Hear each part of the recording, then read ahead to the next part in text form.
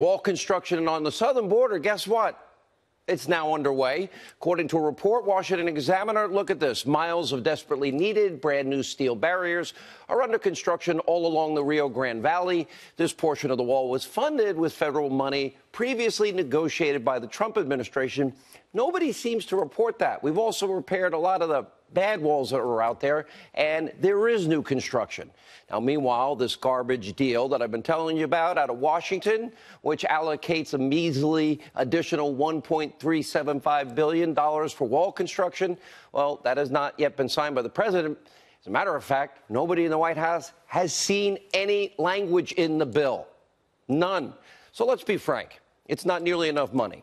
Washington lawmakers, the swamp creatures, they have once again let we, the people, the American people, down. This is a swamp compromise.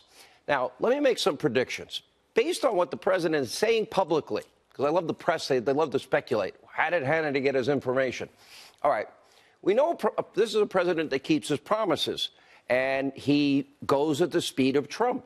And if you watch every speech, if you actually listen to Donald Trump's words, you know, especially you people in the hate Trump media, you psychos, he telegraphs, he's saying exactly what he's planning to do. You're too stupid to listen. Watch this. So much crime comes in through our southern border. Illegal immigration provides a lucrative cash flow, to put it mildly lucrative, to some of the most dangerous criminal organizations on the planet. These deadly cartels flood our cities with narcotics that kill thousands of our citizens, ruin families. They use fear, intimidation, and violence to get their way. There's only one moral course of action: to put these ruthless criminal cartels out of business, and out of business fast. I will never waver from my sacred duty to defend this nation and its people. We will get the job done. Works. All right. He's saying he's going to get the job done. Let me make a prediction. Let's base it on what you just heard and what we've witnessed the last 2 years. The president's going to find the way to get the money. Now, look at this bill. $1.375 billion. Not enough, but it will keep the ball in the project moving along, assuming, we haven't seen the language, there's no poison pill or restrictions in there thrown in by a swamp creature in the last minute that says you can't build a wall with the money. That happens, I don't think the president will sign that bill. In that case, he would probably move to a short-term CR, and the Congress creatures will go back to do the crappy work that they usually do. And then if they get it right, he'll sign that bill. But let's assume that they get it right. That, in other words, he gets $1.375 billion for the wall now. Well, that prevents a government shutdown. That's a good thing. But in order to meet our borders and our security needs, the president has stated publicly, not just to Sean Hannity, that he will also tap into hundreds of millions, at least $900 million, but I'm told the number is much higher, other discretionary funds that he can direct that money directly to the wall, which then brings us to $2 or $3 billion, again, in the interim. And it sounds like what he's saying is he's going to simultaneously declare a national emergency to free up billions more. Now, the hate Trump media, if that happens, they're going to feign moral indignation, outrage, hysteria will break out. Meanwhile, they'll say, how did Hannity know? Well, because I've listened to him, and he's telling you the entire time what he's going to do. Donald Trump, quote, I will add whatever I have to add to build the wall. President tweeting, I am getting almost $23 billion for border security. Now, that money, the $23 billion he's talking about, that can be spent on everything else but the wall. But if he declares a national emergency or uses the law, which we've been citing on this program, U.S. Code 284, well, we know what the Democrats are going to do. They're going to immediately run to the courts. They'll go judge shopping. They'll find a liberal activist judge somewhere in California or anywhere in the Ninth Circuit. They will lose. The president will lose the first round, go to the Ninth Circuit. He'll lose the second round. But in the interim, he still gets $1.375 billion. So he continues the project, and the other funds continues the project. And I believe when it gets to the Supreme Court, he's going to win. And this Supreme Court's going to have to take this case, considering, let's see, it's a constitutional question about his role as commander-in-chief. It's about separation of powers. It's about national security. And just a side note, all of you in the media, I don't know why, everyone's been obsessed. Hannity's predicting this. That's what I'm predicting is going to happen, because I actually listened to the publicly stated words of the president. So keep speculating. Nobody in the media has any idea of who my sources are, who they're not, and who I talk to, who I don't talk to, and I will not reveal my sources. And all these hate Trump media outlets, they all pretend they're unbiased, that they're journalists. Well, I don't claim to be a journalist. We do journalism. What we say about being a talk show host, we're like the whole newspaper. Now, we do straight news when there's a war, straight news on weather, straight news on important, incidences that are happening, like Ferguson when that was happening, or Baltimore. And then we give a lot of opinion. So we're the news page, the editorial page, the opinion page. We even do gossip and sports. Like tonight, for example, Tim Tebow's on. So we're like the whole newspaper. That's what we do, freedom of the press. But we identify what we do. Now, we do our own research, like we did with vetting Obama, like we do on the deep state. We do investigations. We bring you news and information you won't hear or see anywhere else, and opinion you won't get anywhere else. But all these hate Trump news people that claim to be journalists, no, they're really editorial writers and ones that make up a lot of BS at the same time. So tonight, when it comes to building the wall, whatever has to be done, the president is saying will be done. Not for political reasons, but for the safety and the security of all Americans. He sees this, rightly so, as a life and death issue. But don't just take my word for it. Maybe some of the people on these fake news channels, maybe they should start speaking to angel moms and dads. Maybe a woman like Maureen Maloney, her son Matthew, killed by a drunk driving illegal immigrant from Ecuador.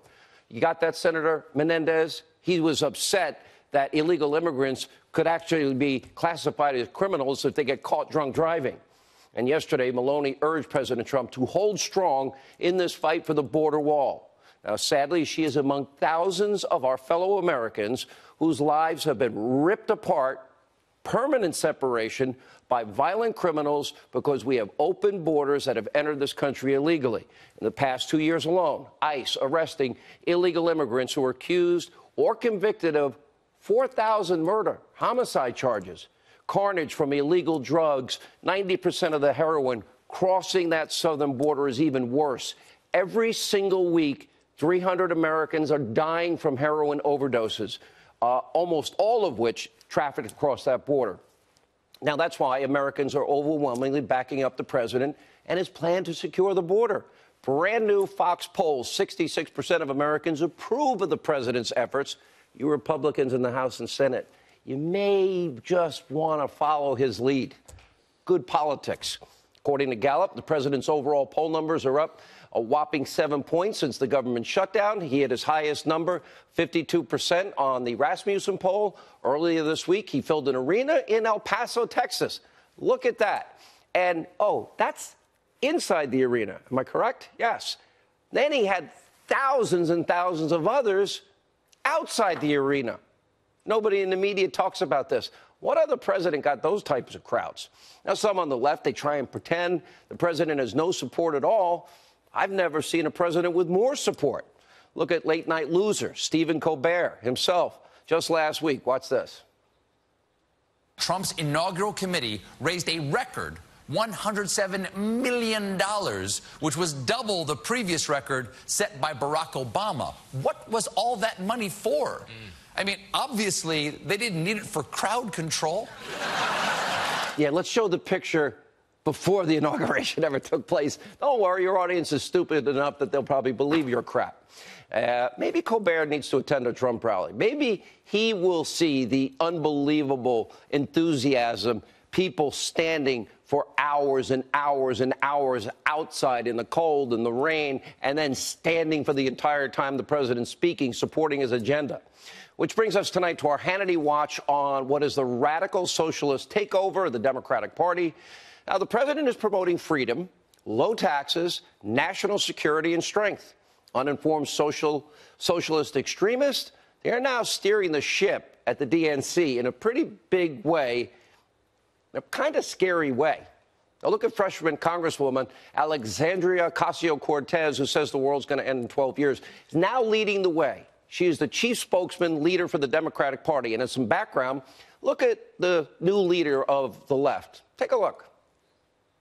Medicare for all would save the American people a very large amount of money. Why aren't we incorporating the cost of all the funeral expenses of those who die because they can't afford access to health care? But when it comes to tax cuts for billionaires and when it comes to unlimited war, we seem to be able to invent that money very easily. We look at these figures and we say, oh, unemployment is low, everything is fine, right? Well, unemployment is low because everyone has 2 jobs. We need to occupy every airport. We need to occupy every border. We need to occupy every ICE office. If we work our butts off to make sure that we take back all 3 chambers of Congress, all 3 chambers of government, the presidency, the Senate, and the House. You use the term the occupation of Palestine. What did you mean by that? I think what I meant is like the settlements. Just last year, we gave the military a $700 billion budget increase, which they didn't even ask for. And we're like, the world is going to end in 12 years if we don't address climate change. And your biggest issue is your biggest issue is how are we going to pay for it? No, I think it is a green dream. And I think that it is. You know, I don't consider that to be a dismissive term. I think it's a great term. I guess it's no surprise that Congresswoman Ocasio-Cortez's Green New Deal has now become a nationwide laughingstock, except for the fact Democrats are really serious about this insane piece of legislation. Take it seriously. 2020 presidential hopefuls are literally tripping over each other to support the Green New Deal. Make no mistakes. Democrats want to radically reshape this country into a little socialist eco-utopia that will promise everything and deliver nothing but catastrophe and poverty. And if you're wondering what a socialist utopia looks like, well, this new Green Deal, no more oil, no more natural gas, no more nuclear, no more airplanes, no more gas-powered cars, no more gas-powered ovens, no more cows because of flatulence. Government promised paid leave, medical leave, paid vacation. Now they wrecked high school and K through 12, so now they're going to wreck college. Education free for all, healthy food for all, government-forced renovation of every building in America in the name of energy efficiency. Government paid for high-speed rail connecting every city in America. We won't have airplanes, so I guess we'll have high-speed trains to Australia and Asia and Europe. And they're going to guarantee income to every single person, even those unwilling to work. Wow. And a retirement plan. But believe it or not, there's even more madness. Now, we'd be here all night if I listed it all. So look at the side of your screen. And here's the kicker. The Green New Deal is calling for this to happen in 10 years, and the world is going to be over in 12 years, according to Ocasio-Cortez, if we don't act. On Twitter today, she said passing the Green New Deal is a life or death issue. Well, in a way, she's right, because if this ever happens in this country, the American dream that has created more wealth, more prosperity than any other country on the face of this earth, it's over. Government will take over every single industry, the healthcare industry, no private healthcare, the energy industry. They will give you that cradle to grave, womb to tomb promise. They'll tell you what car you can drive, where you can travel, what you can eat, and even how you cook it. And more notably, in order to try and pay for that insanity, mother government, well, they'll own your paycheck. From each according to their ability, to each according to their needs. Right, Congresswoman? And I know you watch the show. And let's not forget about those who would be impacted first. Airlines, 700,000 employees, goodbye. Over 10 million people owe their jobs to oil and the gas industry. See ya. Millions more serve in roles related to those 2 major industries. Promoting this stupid deal, Democrats, they're actively calling for tens of millions of Americans to lose high-paying jobs, and it's only going to get bigger. We have 2 pipelines on the line, and we opened Anwar. We're the #1 world producer, surpassing Saudi Arabia and Russia for the first time in 70 years. and all the high-paying career jobs that will be available for people. Look at this Fox News poll. 25% of Americans have a favorable view of socialism. It promises everything and never delivers historically a thing. And another freshman Democratic lawmaker is making news for also all the wrong reasons, and that's Congresswoman Omar, embroiled in a serious controversy over her constant stream of hatred and anti-Semitic remarks. And she has since issued an apology on one of the remarks, but her bad behavior on Capitol Hill is not going away. Look at this from earlier today, a hearing with the administration's new special envoy for Venezuela, Elliot Abrams. Watch this doozy. I fail to understand why members of this committee or the American people should find any testimony that you give today to be truthful. If I can respond to that. It wasn't a question. That was not a question. I reserve the right to my time. Yes or no, do you think that massacre was a fabulous achievement that happened under our watch? That is a ridiculous question, and I yes or no? No. I will take that as a yes. No, I'll take it as a yes. And as of today, yeah, that extremist holds all of our very important committee assignments. So let's recap the week for Democrats. One member of Congress spreading an anti-Semitic conspiracy theory about Jewish money. Bozo O'Rourke said that walls kill people. 3 top Democrats in Virginia refusing to resign, 2 over blackface controversies, 1 over, rape allegations and sexual assault. Multiple top Democrats supporting a bill that would turn America into a socialist disaster eco-state. Multiple 2020 candidates for the Democrats calling for tax increases and government stealing. One still apologizing for faking her ethnicity. Spartacus himself, well, he's calling for an end to all meat consumption. What a week to think the race is just getting started. Well, full coverage on all of this later. First, we turn Hannity watch on the deep state. Now, while we sound the alarm, Democrats are suspiciously silent on the increasing evidence of corruption, abuse of power inside the FBI and the Justice Department, like the alleged quid pro quo agreement between the FBI, the Clinton State Department. We have new documents obtained by Judicial Watch. The top FBI brass, including Lisa Page, who was, well, with Peter Strzok, they're scrambling in the run-up to the 2016 election about evidence of an offer from a Clinton ally, ex-State Department official Patrick Kennedy, to have the Bureau reduce the classification that they found on Anthony Weiner's laptop. A Clinton email in exchange will boost FBI personnel abroad, but just change the classification so she doesn't have to go to jail. We'll have a report coming up later in the show.